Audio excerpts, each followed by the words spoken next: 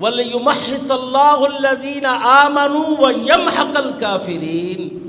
اللہ تعالیٰ جب دنیا کے یہ حالات تبدیل کرتے ہیں تو جہاں اور بہت سے اللہ تعالیٰ کے مقاصد ہیں، وہاں بہت بڑا مقصد مومنوں کی، مسلمانوں کی تمحیص، اور وہ لوگ جو اللہ کی دشمنی میں سب سے آگے ہیں، کفار، وَيَمْحَقَ الْكَافِرِينَ، اللہ تعالیٰ نے ان کا خاتمہ کرنا ہوتا۔ میرے محترم بھائیو، یہ اللہ کا قرآن آپ کے سامنے پیش کر رہا ہوں، یہ کسی مفکر کی فکر نہیں ہے، یہ کسی فلسفی کا فلسفہ نہیں ہے جس کو ریجیکٹ کیا جا سکتا ہو یا جس کے ساتھ اختلاف کی کوئی گنجائش رکھی جا سکتی ہو۔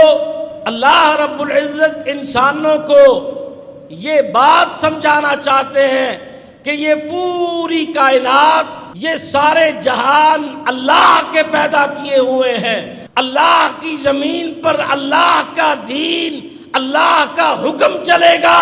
اے انسانوں، اپنے اپنے حکم، اپنے اپنے باطل نظریات، ان کو نہ چلاؤ، ان کو پیش نہ کرو، بلکہ سب اکٹھے ہو کر اللہ کے حکم پر جمع ہو جاؤ۔